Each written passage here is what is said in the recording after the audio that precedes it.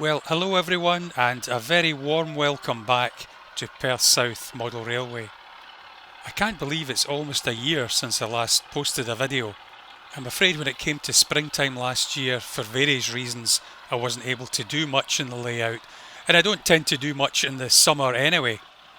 But since last autumn, I've been beavering away here, and although you might not see a lot of difference in the layout, there's a lot has gone on behind the scenes.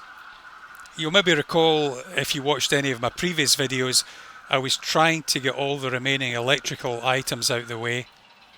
Things like signalling, uncouplers, LED lights for the areas under the layout, and CCTV cameras. And I decided that I wouldn't do another video until I get all that electrical work complete. So that's where we are today, and in this video I'll bring you up to speed with what's been going on.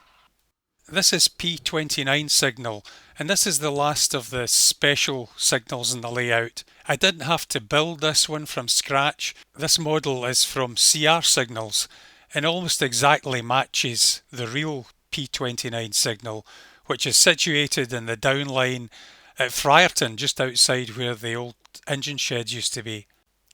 The real signal still has its twin route indicators showing positions 1 and 4, as well as having a shunt signal. Interestingly, the left-hand route in the real signal has been out of use for the last 30 or 40 years, but still exists as installed in 1962. The model signal will display the correct route indicator depending on which route is set through the points, including the shunt signal for the route into the freight reception lines. Now you might remember this signal from the last video. This is P48 and P49 signals, again based on the real signal gantry south of Perth Station. A slight compromise here is that the original signal had what was known as miniature yellow subsidiary signals either side of each of the main aspects, but I've gone for a simple shunt signal to one side, similar to many of the other signals in Perth. Again, the signal aspects here are controlled through the computer. The signal will show the correct aspect depending on the routing and the signal ahead. The shunt signals will automatically apply for routes going into the MPD or into the freight reception head shunt. And around this area, all the remaining mainline and shunt signals have now been added. Also around the MPD and the freight sidings, there's a number of shunt signals added, and these include a number of the two-headed shunt signals, which were quite common in Perth, with the upper signal referring to the left-hand route and the lower signal to the right-hand route. All of these are either positioned at the end of blocks so that the automatic process in the computer can manage the aspects shown, or if it's exiting from a yard, then when the route is set up, for instance exiting the MPD, then the signal will show a proceed aspect. All of these signals require some scenic work round their bases just to finish them off, and that will take place when I do the rest of the scenery in those areas.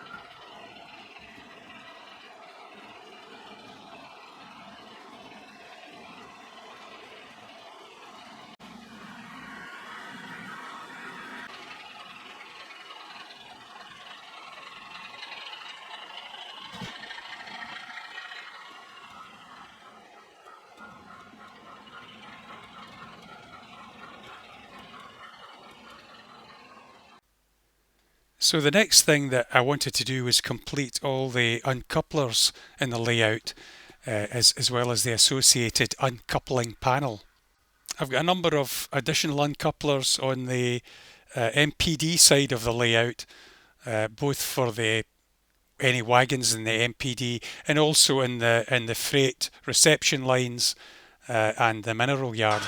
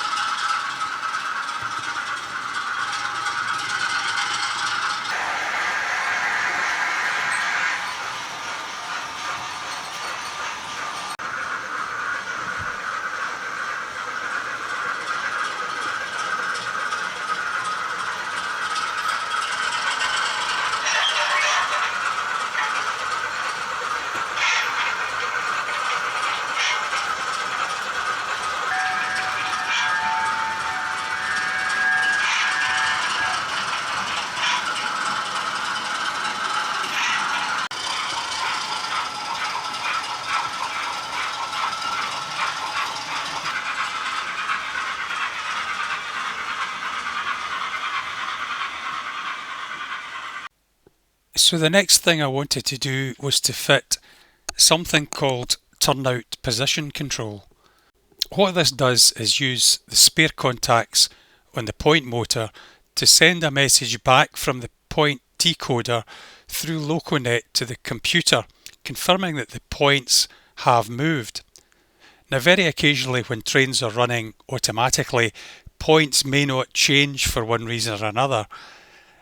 It is quite rare. The system's generally quite reliable, but when running automatically, you can sometimes get a situation where a train takes a wrong route, and it'll keep going until either you spot it and stop it manually, or it derails or collides with another train. Turnout position control works by the computer setting a route, instructing points to move, but then waiting a few seconds before then checking the feedback sensor to confirm the points have actually moved, and only then confirming the route and allowing the train to proceed. Now, when I initially designed and wired all the points in the layout, I hadn't included this, basically because I didn't know how to do it. Now, one of the problems of retrofitting this facility is that you have to go back under the baseboards, connecting wires between the spare switches in the point motors and the accessory point decoders. So this is an example just in one of the under the layout electronics boards of where I've had to connect in new wires. So all these wires have come from the point motor using the spare contacts, and they're feeding into the input side of both the DAC 20 unit and the SE8C unit. Both of these are used to operate the points in the layout. This one here also operates signals. Now you have to program these units with a suitable address for input to LocoNet. In the DAC units, you can have different input addresses to the outputs that control the points. But in the SE8C unit, you're stuck with a combined range of inputs and outputs that are set by the overall board address that you apply to that unit. But in either case, you have to ensure the digital address used for turnout control doesn't conflict with other inputs, particularly the occupancy sensors that are used for block detection. Now, to avoid having to do this to all the sets of points in the layout, I identified some 18 key sets of facing points on the main lines where this would be beneficial, and left the others, obviously points in the yard and perhaps in slow speed areas of the layout, and trailing points are less of an issue. So what we do then in Train Controller is create some contact indicators. Now these can be anywhere in the layout, but I've created them beside each set of points that they refer to. And I've set each one up with the digital address corresponding to the input from the point accessory decoder. So when the points move, these contact indicators change from being on to off, in other words, between red and black. But only, of course, if the point motor actually moves. Now we can then open a dialog box for the associated set of points. There is a box at the bottom called Position Control of Turnout. And if we open that up, it opens a dialog box that allows us to set up turnout position control. So this dialog box, and I'll not go into the details of it just now, but this allows us to set up the turnout control, and it relates the position of the turnout to the status of the contact indicator. And it means that you can set up a checking arrangement so that the computer, after a number of seconds, will check the position, will check the status of the indicator, and from that it will know whether or not the points have changed. If the status is wrong and the points haven't changed, then the computer will cancel the route and stop the trains. So unfortunately, the best way to do all this additional electrical wiring for signals, uncouplers and turnout position control was to disconnect some of the boards, tilt them up or turn them upside down so it would be easier to work on them. Now most of the upper level boards are removable, maybe not easily, but they are removable, and they're connected back to the main baseboards by multi-pin plugs. So it was a real faff to do all this, and it's one of the reasons why it's taken me so long to get to this stage. So while I had the boards lifted to do all that work, it was an ideal time to finish off installing additional LED lighting and also install additional CCTV cameras under the fiddle yard so that I would be able to see what was going on there. The LED strip lights were spare ones I had, not really bright enough for the main loft room, but easily bright enough to have under the layout.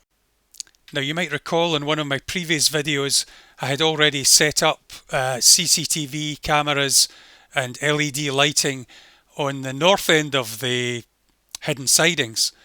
So now it was the turn of the south end of the hidden sidings as well as other hidden areas in the layout. The CCTV cameras are Tapo cameras. I've got them cheap online and they're from Curry's PC World. I don't know if they're the best ones, but they certainly do the job for me. And I now have 3 of these at either end of the fiddle yard. Another thing that I've done is set up another control station on the MPD side of the layout opposite the main control position. The left-hand iPad that you can see actually receives via the Tapo app the pictures from the CCTV cameras. And you can quickly flick from camera to camera or get an overview of all the cameras.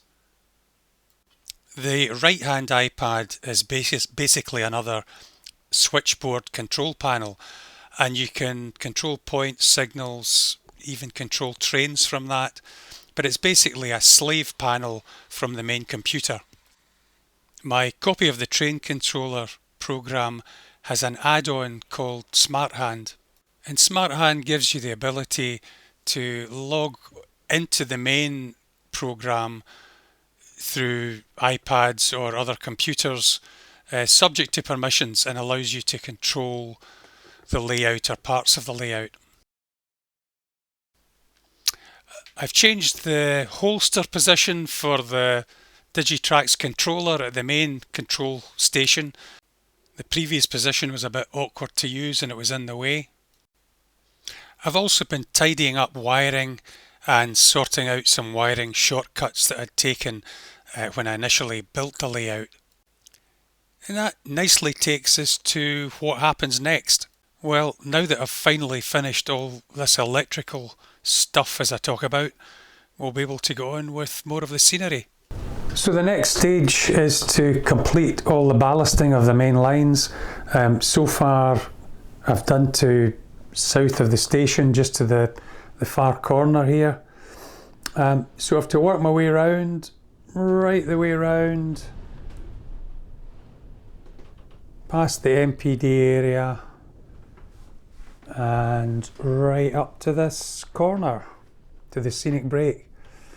Now what I'm going to do after that is start working this corner and create a hillside, and I'm going to change the back scene. I'll need to do some photoshopping to change that part of the back scene, get it printed and erected, recreate Moncrief Tunnel. I was playing around with the idea of leaving these tracks visible, having a kind of tunnel mouth here, then another tunnel mouth here, because these tracks are so close together, and it is nice to see the trains running through there. But my thinking at the moment is I'll try and stay true to the prototype. So these tracks will be in a bit of a cutting, these will be hidden, and in terms of the scenic layout, you will just see the main lines going into Moncrief Tunnel. Now, of course, in reality, the distance between the MPD and Moncrief Tunnel is a lot greater than what I've got here, but that's model railways. You have to compromise in some of your length dimensions.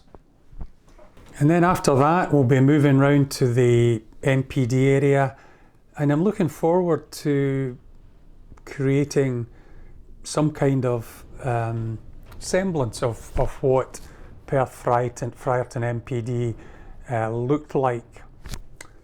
Beyond that, to the right, we've got Edinburgh Road Bridge to do, and as I go round, I'll be working round the layout, filling in all the gaps at the back scene, putting in various bits of scenery right round to the signal box over in this area here, and then of course back to the station. And I think the last thing I'm going to tackle is the station building and the roof. It's going to be quite an exercise. I have done a lot of work taking photo surveys of the station, taking some kind of key measurements, and using Google Earth you can work things out. So the last thing I'll be doing is the station building, and that's probably some years away, some little while away anyway. So many thanks for watching. I hope this goes some way to explain why there's been such a gap since the last video, for which I apologise. As usual, I've got a bit of a running session now, and I've actually got quite a lot of footage, so I may do another running session in a few weeks' time. I'm afraid there still might be the occasional gap between videos as the track ballasting and some of the scenic work takes quite a while to do, certainly at my rate. But I'm hoping to do a few videos in between times, and for those of you interested in the kind of technical background to the layout, I'll do a bit more in that while the scenery's progressing, and then we can catch up with the scenery again. So thanks again, stay safe, and I'll see you next time.